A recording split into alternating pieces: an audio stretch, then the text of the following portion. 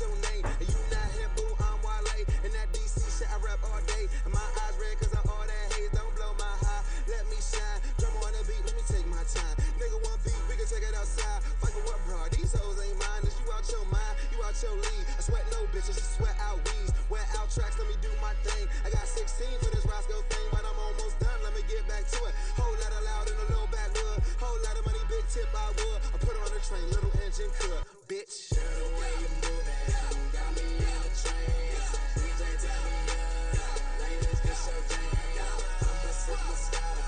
You don't want them fans. I'ma throw this money while you do it with no hands. Girl, drop it to the floor. I love the way you put it down. All I wanna do is sit back and watch you move and I can see the bonus cash. Roscoe Day, R-O-S-C-O, we Mr. Shawty, put it on me. Please, I be going ham. Shorty upgrade from baloney. Welcome to Carter's Corner Pocket. We're through the rocket. Today, we're talking GameStop. Hope everybody's doing good. Endgame, what's up? I see you, man. It's been a minute. Matt was going down. Hank Wood. It's only showing me all the usernames, the handles. Swish, what's up? Yeah, so GameStop has been a minute. I've been prioritizing my life when I can go stream. There's been times you can see all the tabs open over here. Let me make sure it's on the right screen showing, yeah. So you can see all the tabs open. These are from all the things I've been collecting over the times I haven't streamed. Things I should do. Like, if I do this, it'll be like a 3-hour stream.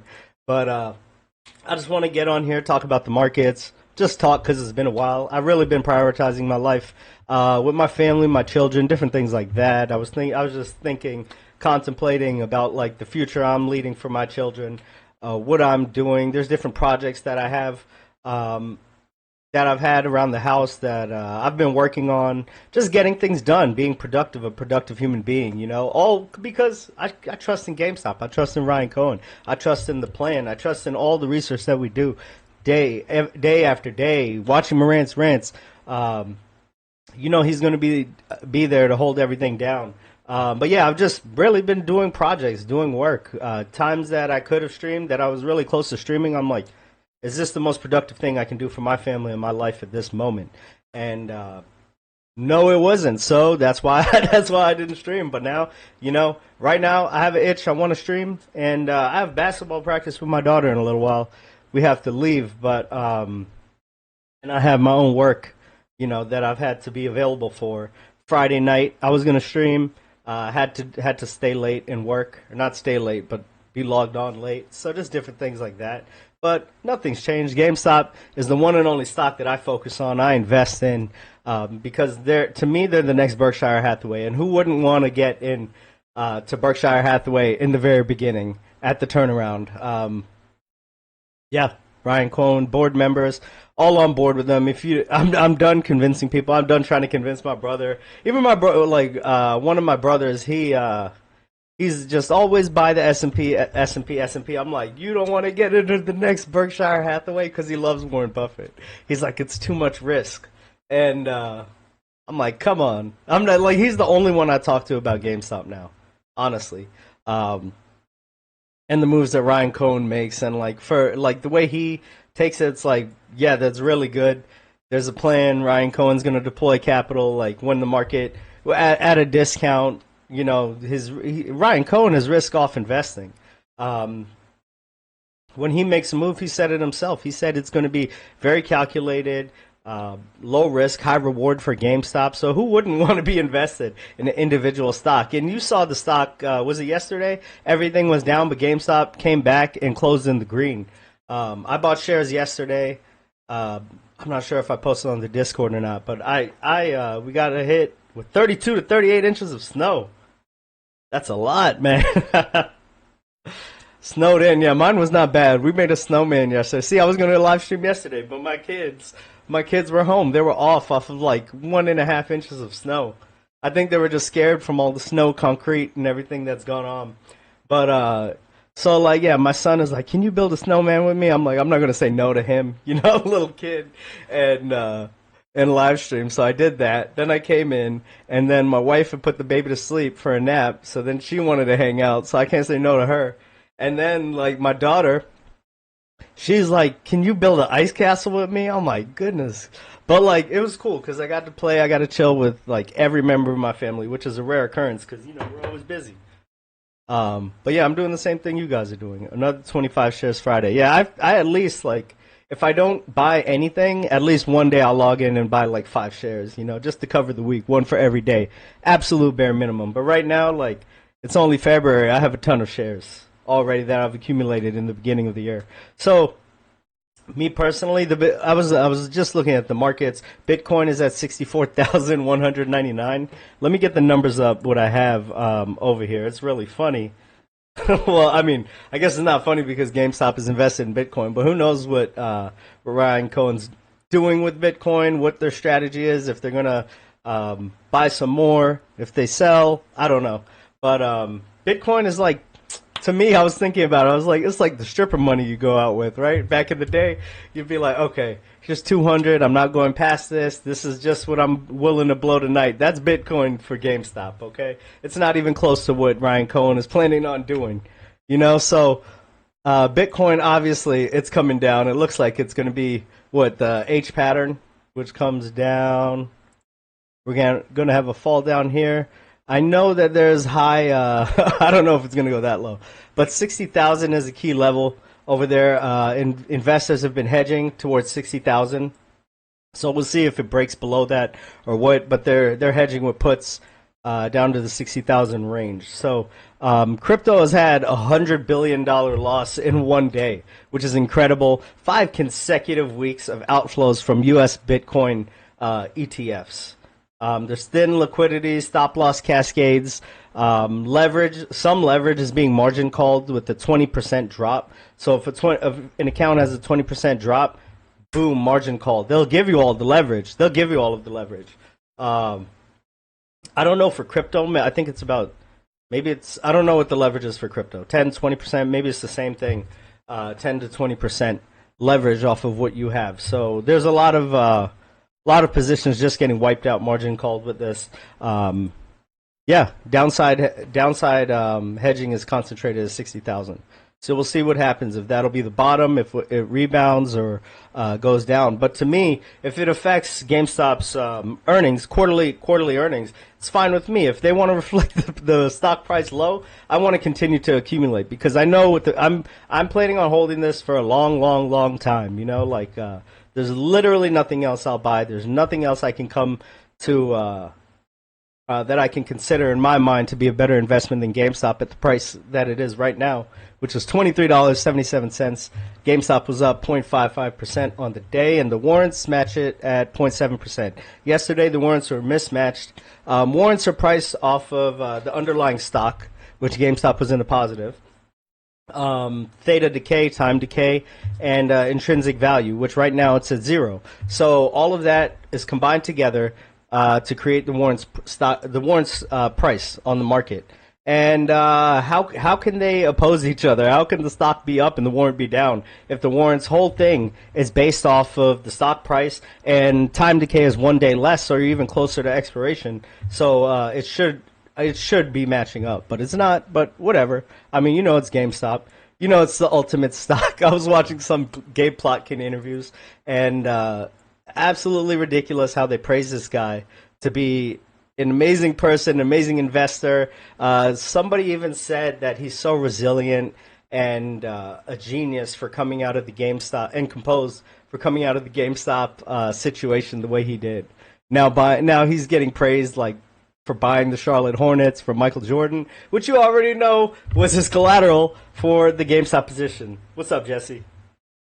Everyone going live again. Great to be Team 51. I've really been very busy at work, just family stuff. Like I've been saying, I've been just really every day, every second, I prioritize my stuff. So I've been wrapping up a lot of projects, getting a lot of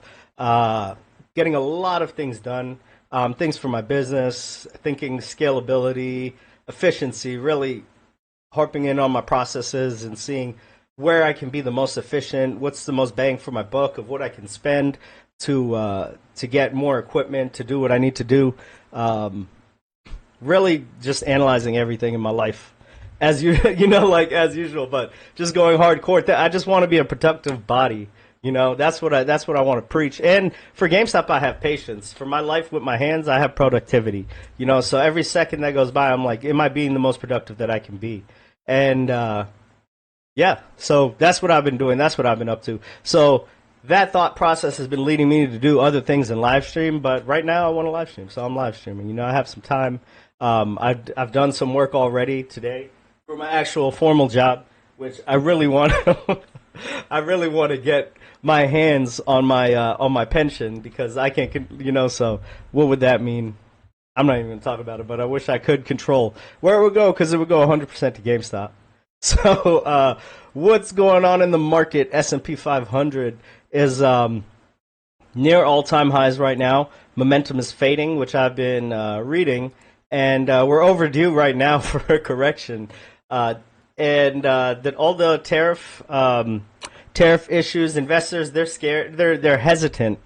Hesitant's a better word to fully price in the tariff damage until the orders are signed, officially signed. So when that happens, you'll probably see some type of correction. Really, the way it's been going as of recent. Remember April, the large drop. Is this April? Right over here. Yeah. So the large drop, you can see, based on Trump's tariff. What was that called? Liberation Day? That was funny. That was funny. It's all a show, but based on that, then the market corrected itself, and then all within this area, this time frame. Just generally speaking, investors in the market, larger investors, they just completely ignored all of Trump's announcements because he'll just go off the whim and then things will be canceled, changed nonstop.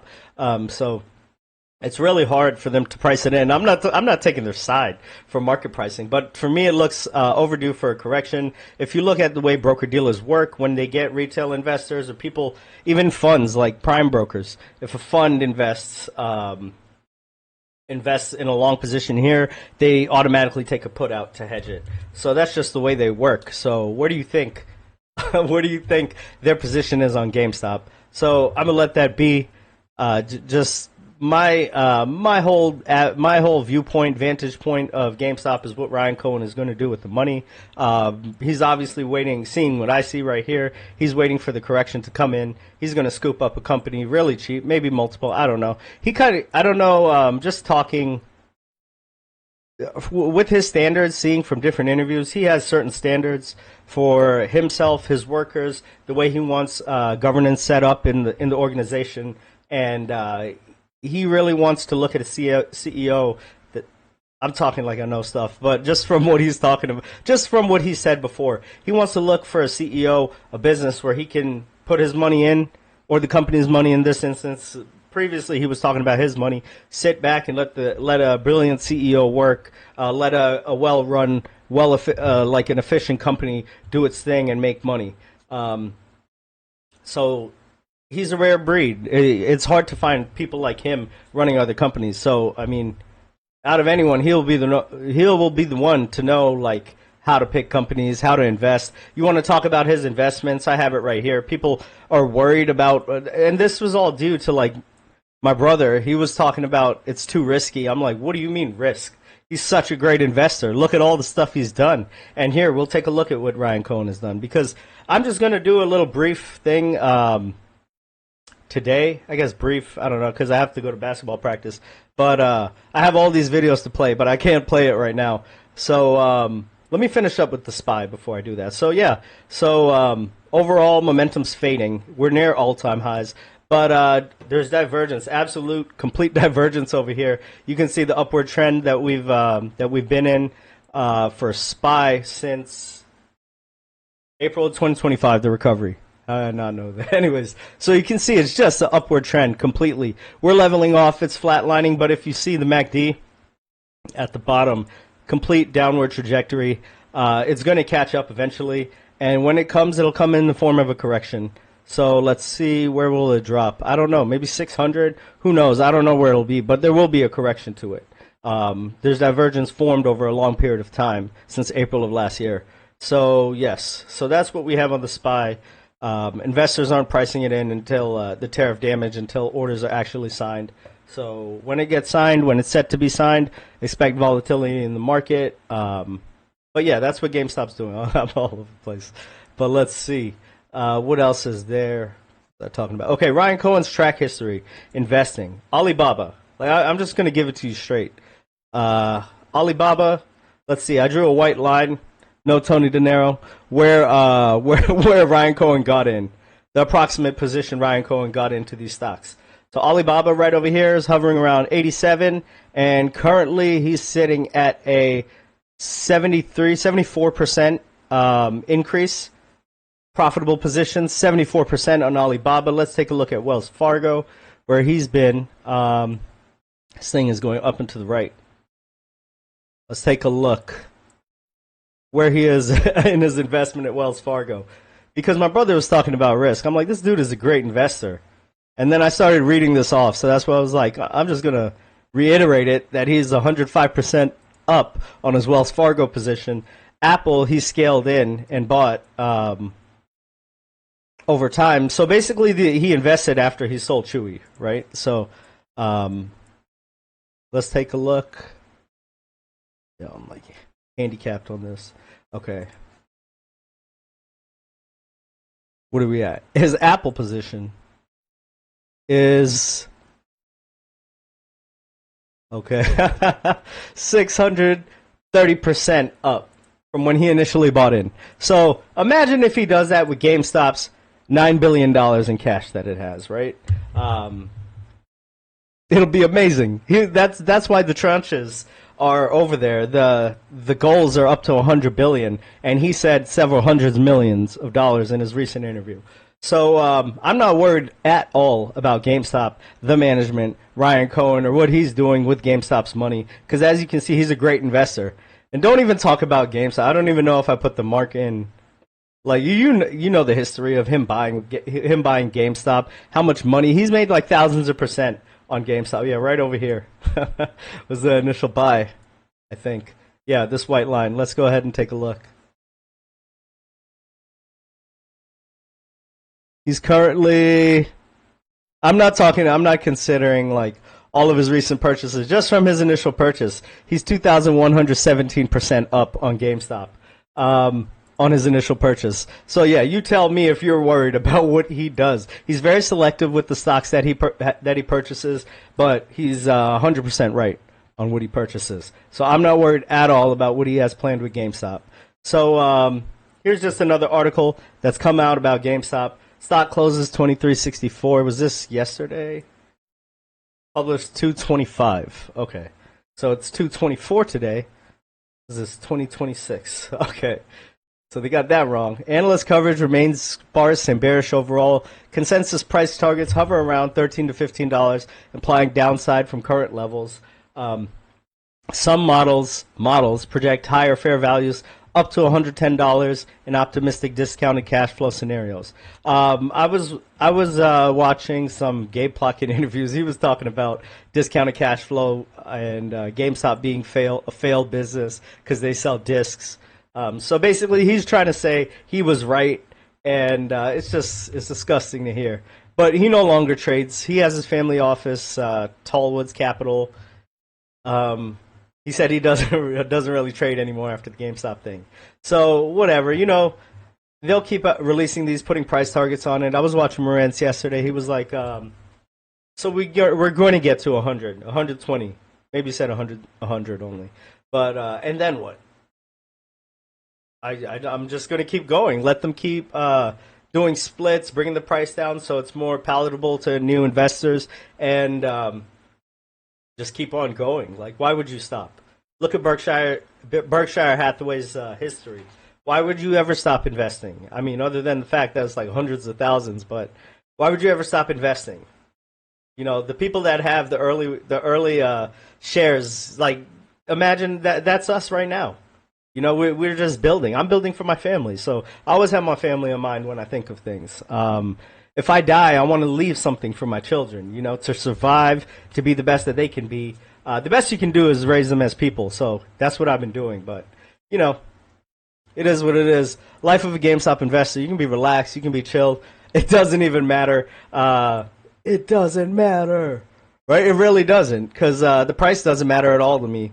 I just the longer it stays down here in the 20s, I'm thankful enough to be by. I started making videos at maybe $13, right around here before the squeeze. So yeah, so I love it. I bought at $9.99, $9.97, something around there. I didn't get the bottom, no Tony De Niro, but I bought a share during that time. I was like, this is ridiculous, heinous acts being done upon this stock. I had to make videos about GameStop.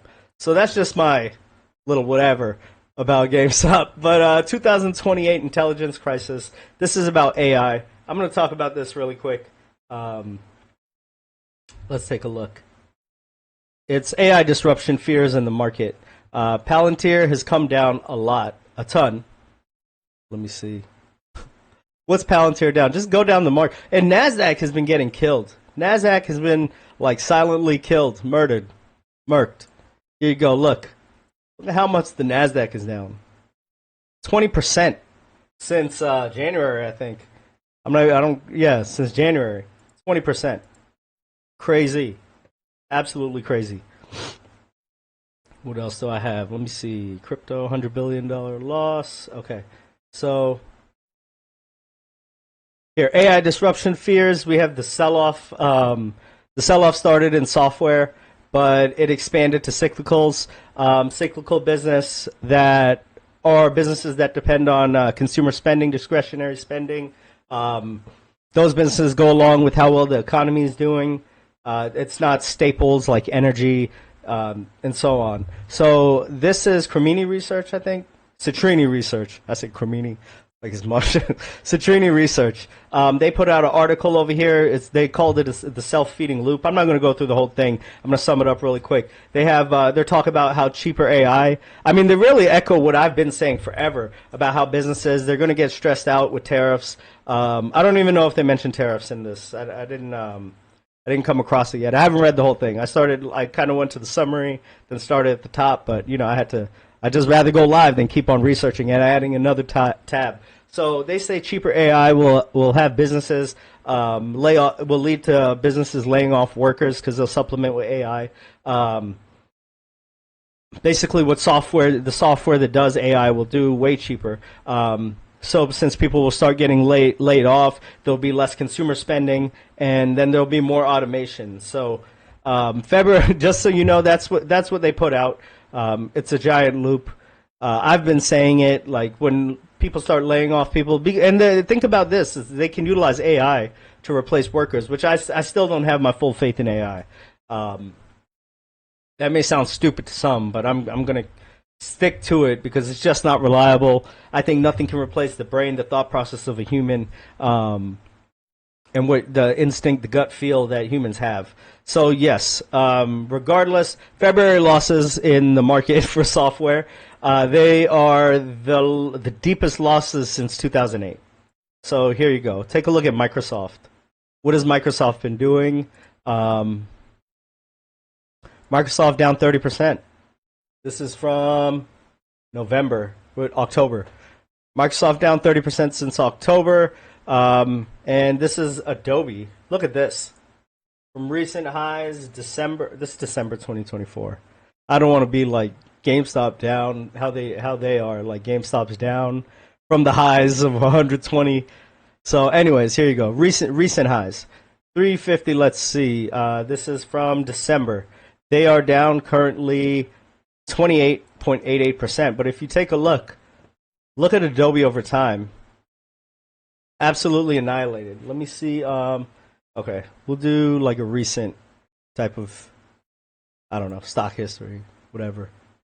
60% down since 2024. Is that October? When is that? February 2024, down 60%.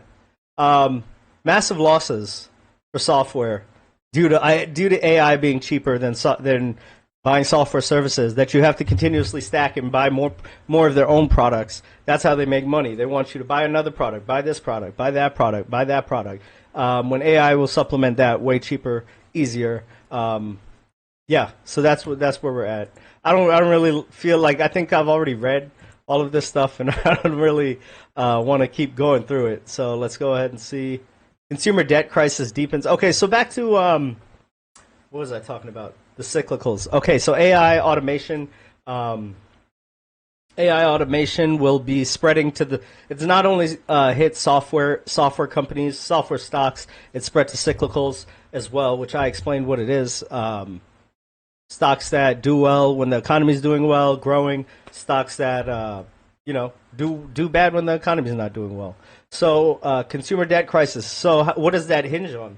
Discretionary spending, consumer spending. So if you take a look at the consumer, if they're getting laid off due to AI, how are they going to be spending? They're going to dipping into the savings, credit cards, what? Consumer debt. Look at this. This was November of last year, which is recent history. It's not a long time, about 4 months.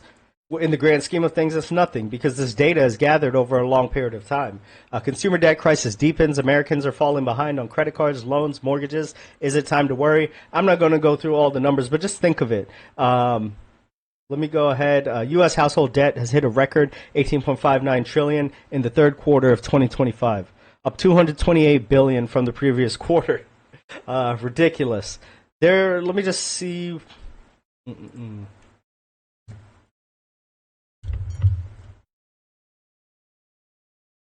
I didn't get muted. I was trying to see mortgages because I saw. Wait. I don't know if it's this one. Oh yeah, it is. Hang on one second. Here, mortgage delinquency rates remain low. Okay, many household savings still have equity. There's somewhere else where it talks about credit. Let me see. Too much to look at. Even people with good credit are starting to default, is what they were saying. So anyways, like I said, I'm going to go through it quick because I want to get the information out. I want to be on time, and I don't want to waste people's time. So anyways, February 10th, 2026, U.S. consumer delinquencies rises to the highest in almost a decade. It's only going north. It's only going up. So when people have 20% APRs, which is absolutely ridiculous. More borrowers seek financial counseling as credit card. Yeah. So we have that. What else? AI reckoning. S&P 500 momentum gauges flash warning as giant tech. We talked about that. Capital outflows. By the way, capex spending right now. I heard Moran say it was like 500 million. I saw last it was like 600 million this year. And it's projected to be 2027, 900, I think is 930, I said billion, sorry, to grow to 930 billion in 2027. So that's absolutely ridiculous. Yeah, the previous number was 500 million, then they revised, they didn't revise it. I saw it at 630 million, and then 600 million, whatever. What's the difference, right? Hundreds of millions. And then only seeing the projection, it's only growing to 900, so more people are leveraging themselves. Talk about leverage, right? Imagine the people leveraging GameStop. The leverage is crazy, 10 to 20% off of actual cash. So imagine what Ryan Cohen could. That's my point. That's my whole point. I almost forgot it and let it slip. I showed you Ryan Cohen's track history. I showed him his investment history, how well he does. GameStop, thousands of percent. Other ones, hundreds of percent. Like increase in like 100% accuracy. Imagine what Ryan Cohen can do with some leverage. Imagine leveraging $9 billion, or $10 billion when you can eventually, imagine leveraging that. 100 to 200, what is it? 10 to 20% leverage? Crazy. Not 10 to 20%. What am I thinking? The leverage is absolutely crazy. What he could do, how he can invest, how it will become GameStop stop away. But yeah, let me get through these tabs. So yeah, they put out the Loop, which is AI automation, C.R.E.A.M research. Crashing the private party hedge fund managers rush to set up hybrid funds. Okay, let me just I'm put out teaser for my next video. Resident.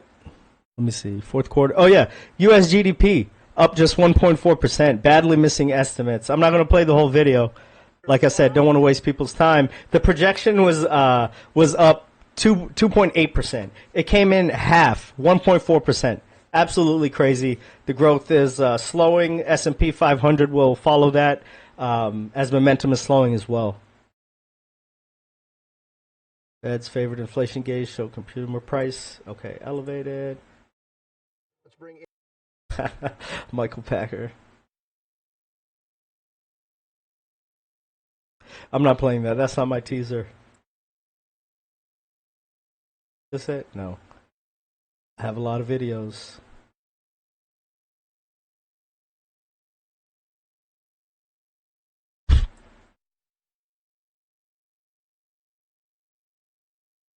Oh gosh. Sorry. Hope y'all didn't go blind. No. Yo, here's Hannah Reloaded right here.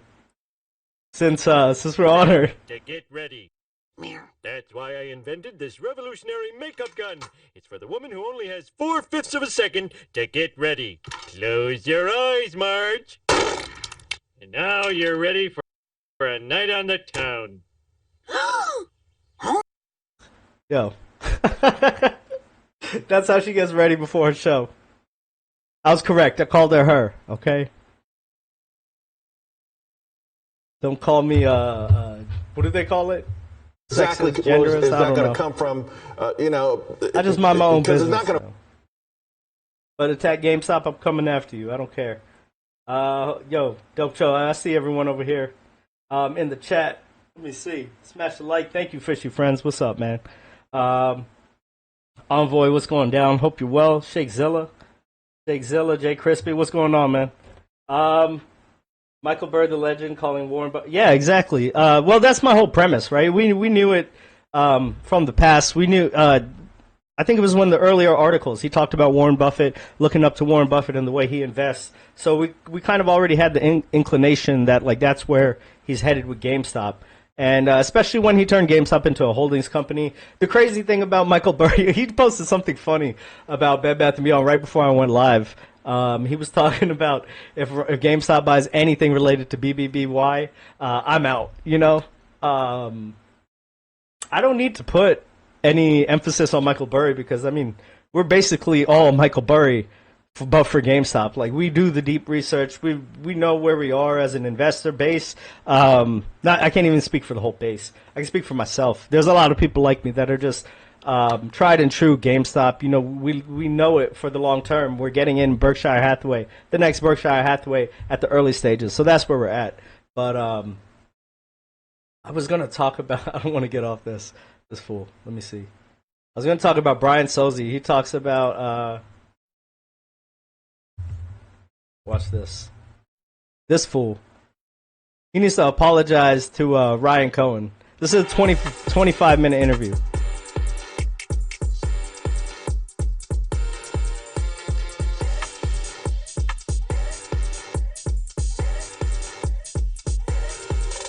I need to pay for YouTube Premium again. All right, welcome to a new episode of the Opening Bid Unfiltered podcast. I'm Yahoo Finance Executive Editor Brian Sozzi, and I'm really jazzed up about this episode. Most of you don't know this. I'm a little bit of a collectible fan. I try to collect what I can. I'm probably not collecting the right things. That's why I'm bringing in my featured guest for this episode, Ghostwrite founder and CEO Josh Luber, who also co-founded StockX. And Josh, this is one of my most prized collectibles now. This is the Starbucks barista. I'm just going to show it to the camera like a dumbass. I took it out of the box. Stupid, right? And you could tell me I'm this stupid. I don't know how much long-term value Starbucks collectibles are going to have, so, I don't want to throw too much shade if they're going to go too far down that path. But, I mean, it's such a phenomenal, microcosm of, the entire world right now that, this is the one we put on the table and not, a baseball card or, pair of shoes or something like that. So it's great. It was either this or some from random Funko out of my collection. And then, I got to give, the I forgot it was Lexus Ohanian. I talked to him, a big collectibles guy. Talked to him a couple months ago, And I'm like, Alexa, I just found all of my Batman trading cards that I pulled, I think in the late 80s. Like, yeah, dude, they're worthless. I'm shocked. Like, I can't believe it. Why are these not worth anything? We're about the same age. Every single person, every single at least guy our generation goes through the exact same thing where they find all their cards in their closet, they call up somebody who's in the know, and they're disappointed when they find out they're all worthless. And I mean, like, the answer is simple. The answer is Econ 101. It's just supply and demand. Yeah, my computer's failing. Let's go ahead and see. You see what I mean, right? He talks about. I'll get into it the next one, or maybe Moran's. I don't know if he sees this. He can talk about it, or maybe he has. I think I've watched like 99% of Moran's videos. But anyways, that's what he's talking about. He goes on this interview praising collectibles, and the other guy, his guest, which I have to look into as well. He released some paper on why collectibles, which I have to look at, see what the source is, where it came from, who paid for it, whatever. I mean, he released a paper on why the collectibles industry is booming, and he even references, he's like, Pokemon cards are crazy right now, and guess what GameStop holds? A ton of Pokemon cards, graded Pokemon cards. So regardless, Ryan Cohen is in the right space. People want to minimize collectibles. Ryan Cohen has said 30% of GameStop, about 30% of GameStop's revenue is collectibles now, and it's only going to grow over time. He's making the transition, made the transition. He said it. He said, I didn't fix GameStop for nothing. So he assumes that it's fixed. It's fixed. It's corrected. The business is corrected. He does deep research. You've heard it from Nat Turner. He's like, when GameStop came to me about the PSA process, I was like, wow. I was impressed with the research and everything, the logistics, economics of it that Ryan Cohen has done, the research, the knowledge that he has on it. So for him to actually get into collectibles tells you everything. Tells you everything where collectibles is headed, where it's going, and where GameStop is headed. Yeah, I got to get my daughter ready and head out. But until next time, if I haven't said hi to you, no, man, y'all the GameStop family. Can't stop, won't stop, GameStop. Peace.